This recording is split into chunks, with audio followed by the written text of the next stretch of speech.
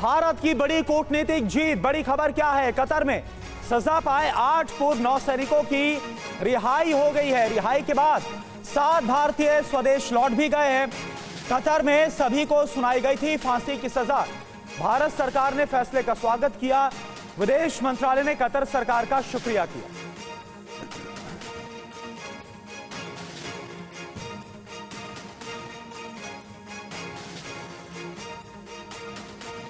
और चलिए अब बात करते हैं रूस यूक्रेन वॉर की। बीते 48 घंटे से यूक्रेन का 50% हिस्सा लपटों में घिरा हुआ है।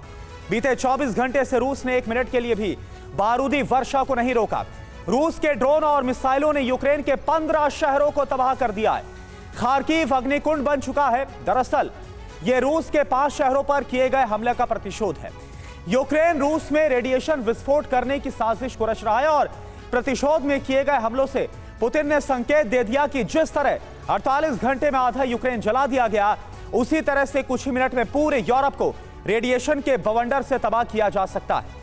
देखिए रूस के विध्वंसक हमलों की वीडियो रिपोर्ट और रूस का परमाणु प्लान।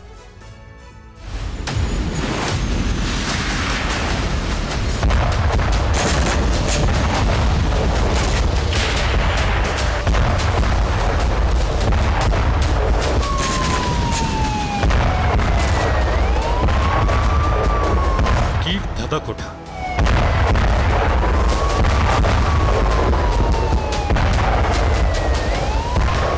खार्किव लपटों में घिर गया।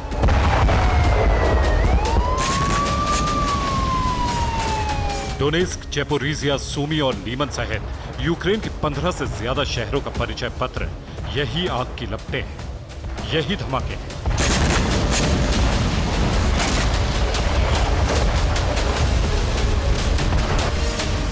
यूक्रेन के Kyiv, Sumy, Lyman, Donetsk, Zaporizhzhia, Kherson, Kupiansk और खार्किव सहित कई शहरों पर रूस ने जबरदस्त हमले किए हैं।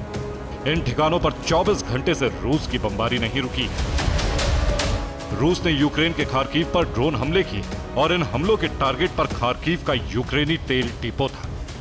ड्रोन धमाके होने से तेल डिपो के टैंकर फट गए और आसमान आग की लपटों से घिर गया। रूस ने खार्किव पर बेतहाशा बारूद बरसाया है। रूस के हमले से कई रिहायशी इमारतें जलकर खाक हो गई। खार्किव की कई बस्तियां रूस के बारूदी शोलों से तबाह हो चुकी हैं।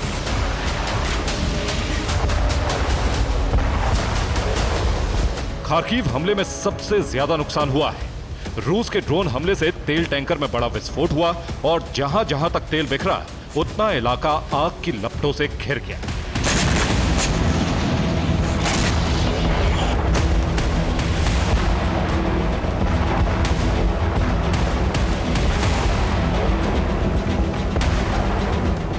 यूक्रेन के फायर फाइटर्स को बड़े इलाके में आग बुझाने का ऑपरेशन चलाना पड़ा, लेकिन आग बुझाने की हर कोशिश नाकाम रही।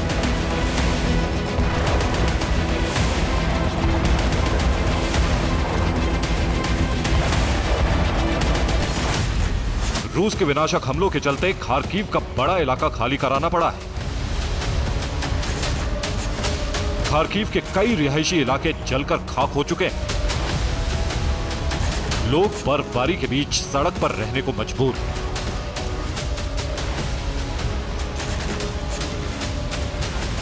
यूक्रेन ने खार्किव हमले में हुए जान माल के नुकसान की जानकारी सार्वजनिक नहीं की, लेकिन तबाही के निशान गवाही दे रहे हैं कि हमला बहुत भयंकर और बड़े पैमाने पर किया गया है।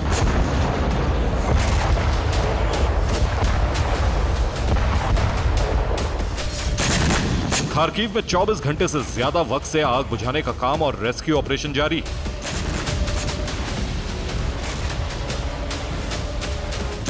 लेकिन 11 फरवरी की शाम तक तेल डिपो में लगी आग नहीं बुझाई जा सकी।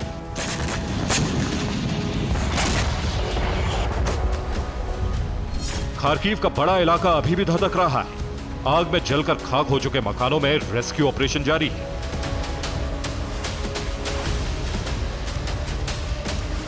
रूस ने यूक्रेन के खार्किव पर कामिकाजी ड्रोन से हमले किए। ईरान से मिले शाहेद और रूसी लैंसेट ड्रोन खार्किव पर लॉन्च किए गए। यूक्रेन ने एंटी ड्रोन गन से रूसी हमले नाकाम करने की कोशिश की। लेकिन एंटी ड्रोन गन भी रूस का स्वार्म ड्रोन अटैक नहीं रोक पाई। रूस की ड्रोन और मिसाइल फोर्सेस ने खार्किव सहित कई शहरों को निशाना बनाया है। बीते 24 घंटे में यूक्रेन को जबरदस्त नुकसान उठाना पड़ा है।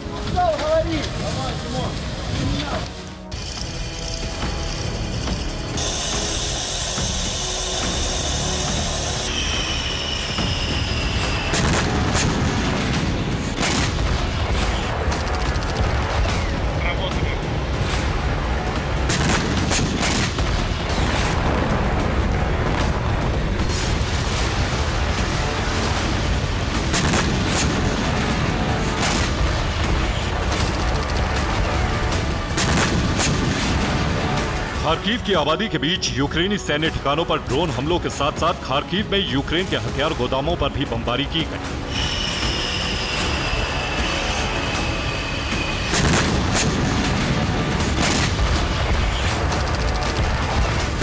ये यूक्रेन के खार्किव जिले के ओक्रीमोवका और मलाया वोलिशिया की तस्वीरें हैं।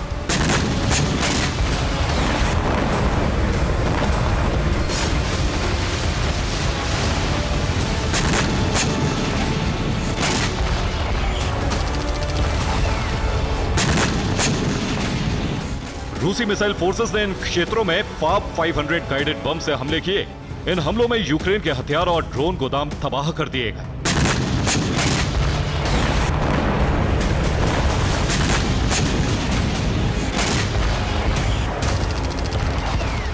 रूस ने यूक्रेन से 9 फरवरी के हमलों का सबसे विध्वंसक प्रतिशोध लिया है।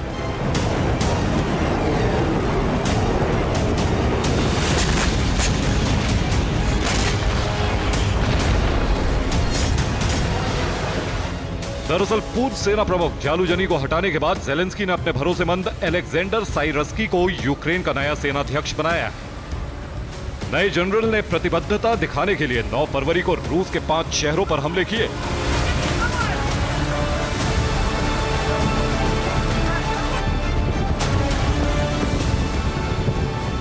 ये 9 फरवरी को मॉस्को का भयावह मंजर है। आधी रात को रूस की राजधानी में बहुत भयावह बारूदी आग भड़क गई।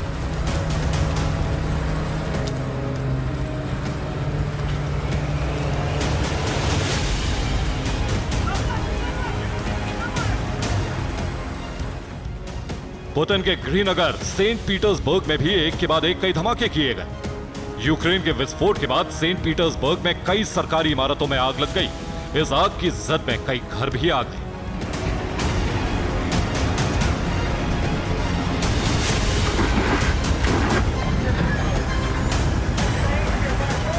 रूस के क्रास्नोदार शहर की ऑयल रिफाइनरी और गैस पाइपलाइन पर हमला किया गया। उसके बाद आसमान आग और धुएं से भर गया।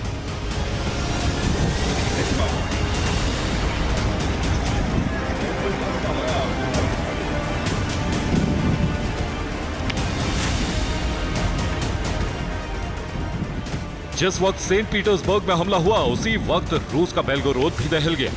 यूक्रेनी सेना ने यहां 1 दर्जन से ज्यादा ड्रोन दागे। कई ड्रोन अपने टारगेट को हिट करने में कामयाब रहे।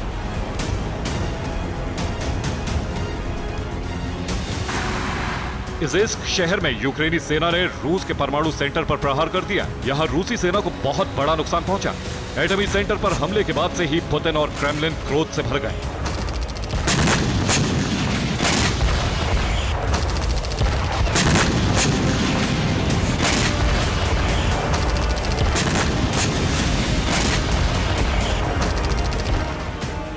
इन्हीं 5 शहरों का प्रतिशोध 15 शहरों पर हमले करके लिया गया है।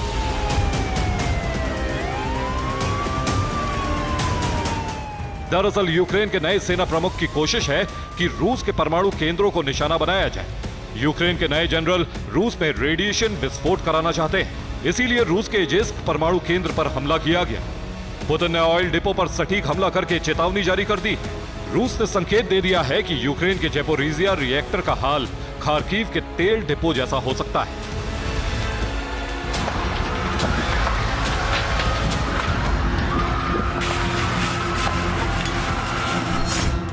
अगर ज़ैपोरिज़िया पर रूस ने खार्किव जैसा हमला किया तो यूरोप में परमाणु महाविनाश शुरू हो जाएगा।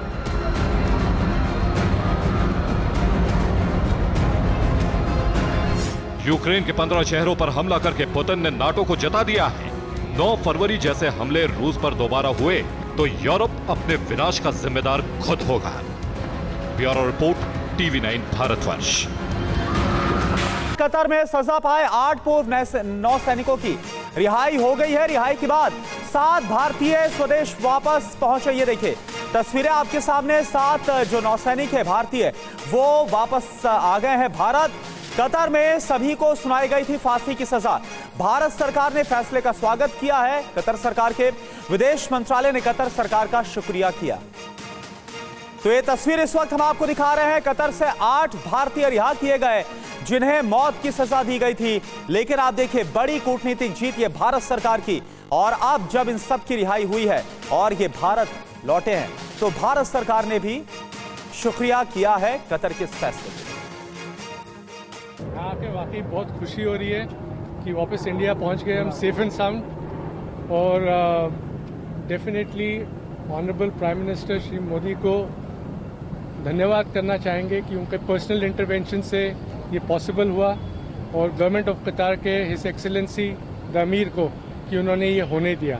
Without the intervention of Prime Minister Modi, it wouldn't be। आज हम आपके सामने खड़े नहीं हो रहे होते अगर इंटरवेंशन नहीं होता at that level, highest level. And specially government of India उनके अथक प्रयास से कि वो कंसिस्टेंटली लगे रहे and we are there in front of you. Very thankful to the government and prime minister Modi कि हम लोग बाहर आ सके और वापस अपने कंट्री में आ सके। Thank you so much. वाले दिन का हम बहुत दिनों से वेट कर रहे थे और प्राइम मिनिस्टर मोदी और उनका पर्सनल इंटरवेंशन, उनका इंटरेक्शन। और एक और मौका लेना चाहता हूं कि थैंक करूंगा अमीर को कतर के जिनके उनके इंटरेक्शन के कारण आज हम यहां खड़े हैं, जिस दिन का हमें बहुत बेसब्री से इंतजार था। अवदिव्का में भी यूक्रेनी डिफेंस का पलटवार हुआ। बड़ी खबर, रूसी सेना पर गाइडेड बमों से हमला किया गया।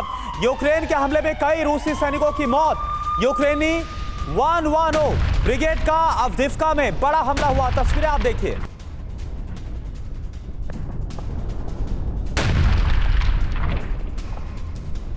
तो ये तस्वीरें इस वक्त हम आपको दिखा रहे हैं अवदिव्का में यूक्रेन की तरफ से रूसी ठिकाने पर जो पलटवार हुआ है। नीचे आप देखिए ये पोस्ट जो कि रशियन फोर्सेस ने बना रखी थी, रशियन सैनिक वहां पर जाते हुए नजर आ रहे हैं। और ऊपर से देखिए किस तरह से ट्रैक किया गया और उसके बाद इस हमले को अंजाम दिया गया ड्रोन से।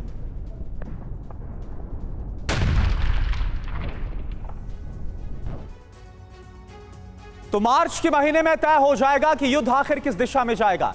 या तो यूक्रेन सरेंडर करेगा या फिर रूस के लिए बड़ी मुसीबत बन जाएगा। इसलिए रूस ने नए ब्लूप्रिंट के जरिए यूक्रेन के कई इलाकों पर कब्जा करना शुरू भी कर दिया है। रूसी सेना तेजी के साथ आगे बढ़ रही है जिससे कीव तक पहुंचकर जल्दी रूसी झंडा लहराया जा सके। इस बीच ज़ेलेंस्की को सिर्फ हथियारों की पहली खेप का इंतजार है, जिसके बाद आखिरी बाजी खेलकर रूस को बैकफुट पर लाने की कोशिश की जा सके। लेकिन सब कुछ नेटो पर निर्भर करता है। अगर हथियार वक्त पर दे दिए गए तो यूक्रेन जंग में वापसी कर सकता है, वरना सरेंडर ही आखिरी विकल्प है।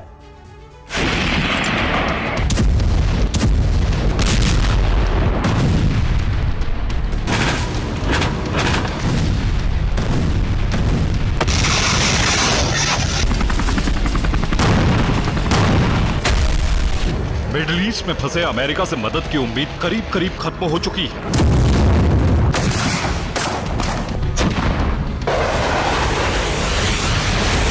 जबकि यूरोपीय देश मदद का भरोसा तो दे रहे हैं, लेकिन मार्च से पहले हथियारों की खेप आनी मुश्किल है।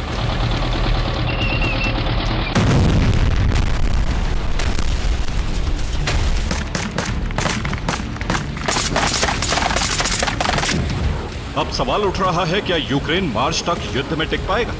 क्या यूक्रेन के पास अगले 1 महीने के हथियार हैं?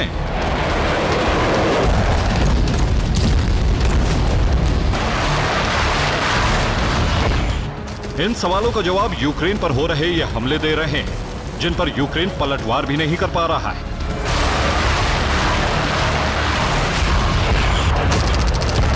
हालात ऐसे हो गए हैं कि यूक्रेन के कई किलोमीटर के रास्ते पर रूसी सैनिक कब्जा जमाते जा रहे हैं। यूक्रेनी सेना का सब्र टूट रहा है। बिना हथियार वो जंग नहीं लड़ पा रहे हैं। ऐसे हालात में यूक्रेनी सेना के अंदर भगदड़ जैसी स्थिति पैदा हो सकती है।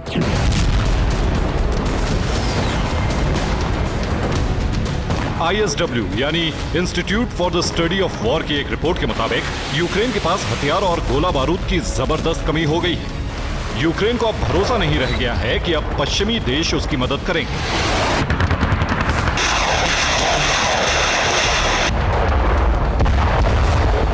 जाहिर है यूक्रेन ऐसे में बड़े संकट में घिर चुका है। पहला संकट है रूस के ताबड़तोड़ हमले, दूसरा संकट है कई इलाकों पर रूस का कब्जा, तीसरा संकट है हथियारों की भारी कमी, चौथा संकट है यूक्रेन के पास सैनिकों की कमी, पांचवा संकट है एयर डिफेंस सिस्टम नष्ट हो चुके हैं, छठा संकट है सेना में भ्रष्टाचार, हथियार घोटाला, सातवां संकट है रूस के ड्रोन हमले।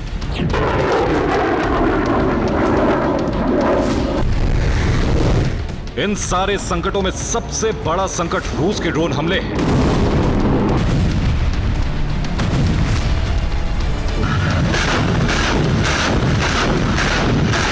इस बारे में यूक्रेन के पूर्व सेनाध्यक्ष जालुजनी ने कहा है, यूक्रेन के लिए सबसे बड़ी मुसीबत रूस का ड्रोन हमला है। यूक्रेन ड्रोन के हमलों को रोक नहीं पा रहा है।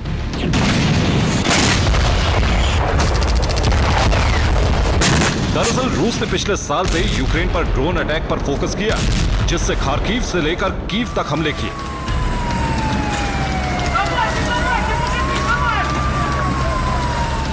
इसके पीछे की वजह है रूस ने ऐसे ड्रोन तैयार किए हैं जो कम कीमत के होते हैं, लेकिन मारक क्षमता के हिसाब से ज्यादा विध्वंसक होते हैं। रूस जो ड्रोन दागता है उसकी कीमत करीब 19 लाख रुपए पड़ती है, लेकिन उसे इंटरसेप्ट करने के लिए यूक्रेन को 30 करोड़ की मिसाइल फायर करनी पड़ती है। यानी रूस एक बार में दर्जनों ड्रोन हमले के लिए भेजता है। ऐसे में यूक्रेन अगर ड्रोन को मारेगा तो उसे कहीं ज्यादा पैसा मिसाइल पर खर्च करना पड़ रहा है। यही वजह है कि एयर डिफेंस सिस्टम ड्रोन हमले में इतने इस्तेमाल हुए कि वो अब इस्तेमाल लायक नहीं बचे हैं। वैसे भी यूक्रेन के पास अब मिसाइल की खेप भी नहीं है।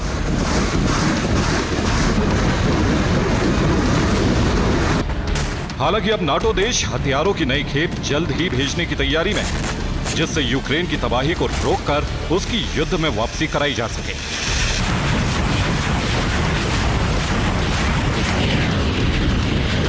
1 मिलियन आर्टिलरी शेल्स देने में यूरोपीय देशों को मार्च तक वक्त लगेगा।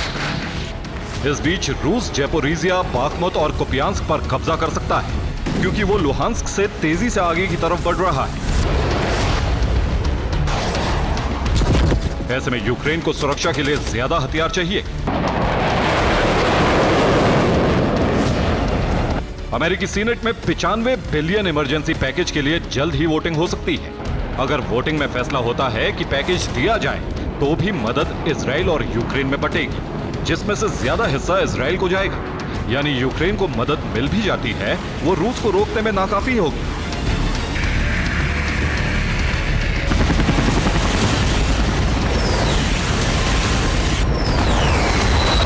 तो क्या यह समझा जाए कि मार्च में यूक्रेन या तो सरेंडर करेगा या फिर उसका नक्शा बदल जाएगा, जहां रूस का कब्जा हो जाए।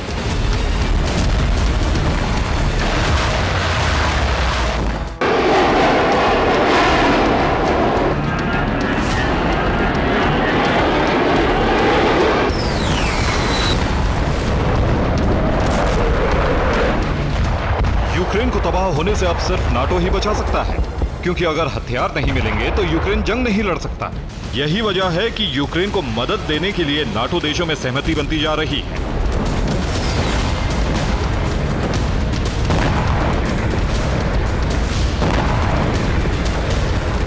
अब यूक्रेन को $530 मिलियन की मदद का रास्ता साफ हुआ है। यह मदद नाटो सदस्य देश फिनलैंड और नॉर्वे की तरफ से दी जाएगी। नॉर्वे $326 मिलियन के हथियार देगा, जबकि फिनलैंड की तरफ से $204 मिलियन के वेपन दिए जाएंगे।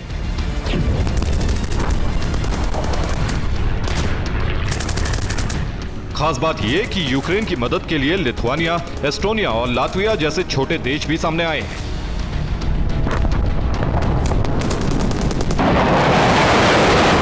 इसके अलावा यूक्रेन को F-16 जेट मिलने की उम्मीद बढ़ी है। यूक्रेन को F-16 की पहली खेप नीदरलैंड्स देने जा रहा है। उसने 18 की जगह 24 F-16 देने की बात कही है। इसके साथ ही हवा में सतह पर मार करने वाली मिसाइल की बड़ी खेप मिलेगी। उस मिसाइल का इस्तेमाल अमेरिका सीरिया युद्ध में कर चुका है। इसके अलावा अमेरिका ने भी कहा है कि वो जल्द ही फैसला कर लेगा कि कितने F-16 यूक्रेन भेजे जाएंगे। यूक्रेन के विदेश मंत्री दिमित्रो कुलेबा ने कहा है कि हमारी तैयारी पूरी है, फाइटर जेट मिलते ही हम पहला कॉम्बैट ऑपरेशन शुरू कर देंगे। यानी यूक्रेन आखिरी बाजी खेलने को तैयार है, क्योंकि उसे विध्वंसक हथियार मिलने वाले हैं। इस बीच रूस ने भी जबरदस्त तैयारी कर ली है। जहां F-16 के हमले रोकने के लिए Su-57 को अलर्ट मोड में रहने का फरमान जारी हो गया है। इसके अलावा ब्लैक सी में रूस ने एटमी पावर से लैस वॉरशिप तैनात कर दिए हैं। इसके अलावा एटमी पोसाइडन से लैस सबमरीन को भी काले सागर और बाल्टिक सागर में भेज दिया गया है। साथ ही कब्जे वाले इलाकों पर एक नई मिसाइल तैनात की है, जिसका हमला अचूक बताया जा रहा है। साथ ही रूस ने हथियारों का प्रोडक्शन बढ़ा दिया है और नए नए हथियार भी बना रहा है, जिससे यूक्रेन पर ज्यादा हमले किए जा सके। Bureau report, TV9 Bharatvarsh.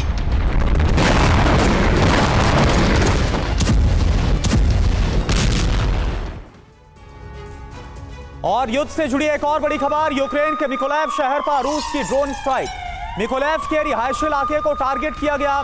हमले में एक शख्स की मौत और दर्जनों लोग घायल हो गए हैं। ड्रोन अटैक में कई मकानों को भारी नुकसान पहुंचा।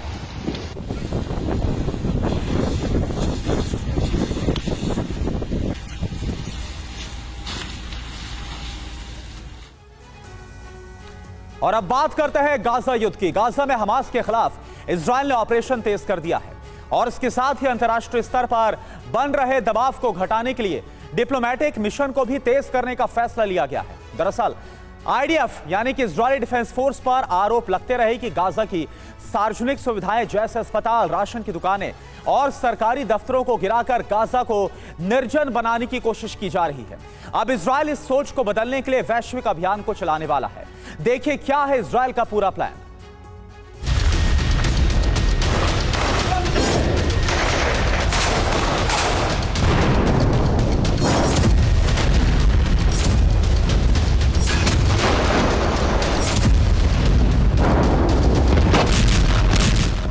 गाजा की एक इमारत गिरती है तो विश्व मंच पर यह इजराइल के खिलाफ बड़ा मुद्दा बनता है।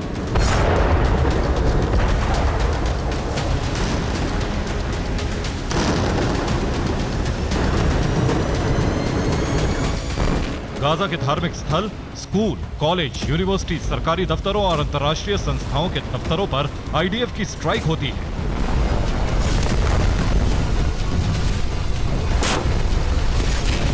तो इजराइल पर आरोप लगता है कि वो गाजा को एक ऐसा शहर बनाने पर तुला है जहां कोई नागरिक सुविधा ना बचे।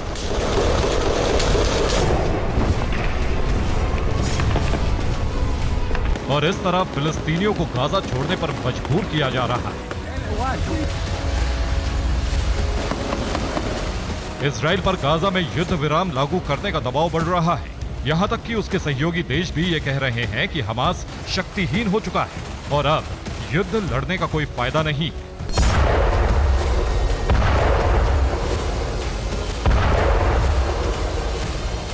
लेकिन इजराइल हमेशा कहता है कि हमास का समूल नाश नहीं हुआ है। अभी भी गाजा में हमास के ऑपरेटिव सक्रिय हैं और महफूज ठिकाने भी हैं।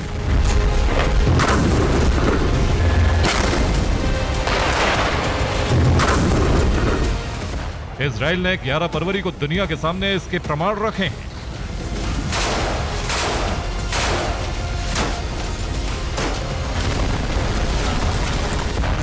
ये वीडियो IDF ने जारी किया है। ये गाजा पट्टी में ऑपरेशन के दौरान शूट किया गया है। लाल रंग की पट्टी के भीतर दिख रही ये इमारत संयुक्त राष्ट्र राहत बचाव कार्य का हेडक्वार्टर है। यानी गाजा में पीड़ितों को राहत सामग्री पहुंचाने, इलाज मुहैया कराने का मिशन यहीं से चलता है।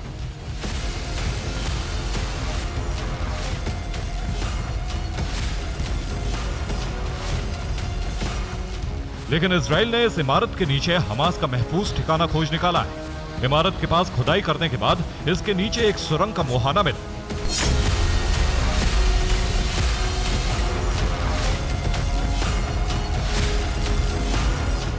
इस सुरंग के भीतर हमास लड़ाकों के ठिकाने मिले। सुरंग में वेंटिलेशन सिस्टम, बिजली के केबल, फोन के केबल और इंटरनेट के सर्वर सिस्टम भी मिले। इजराइल ने कहा है कि गाजा की सार्वजनिक सुविधाओं वाली इमारतें हमास का सबसे सुरक्षित ठिकाना है, इसीलिए अहम इमारतों पर ऑपरेशन किए जा रहे हैं।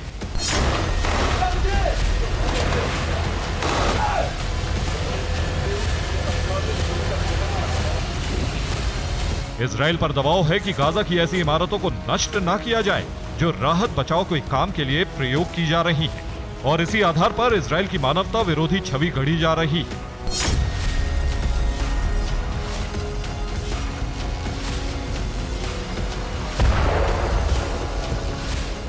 बेंजामिन सरकार ने फैसला लिया है कि अब इजराइल विरोधी अभियान के खिलाफ डिप्लोमेटिक ऑपरेशन चलाया जाएगा।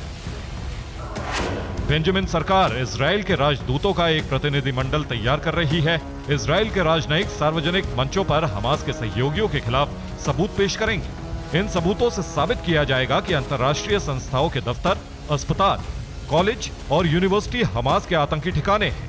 इजराइल बंधकों की रिहाई का डिप्लोमेटिक ऑपरेशन भी तेज कर रहा है। इजराइल का प्रतिनिधिमंडल अगले हफ्ते काहिरा जा रहा है। यहां बंधकों की रिहाई पर चर्चा होगी।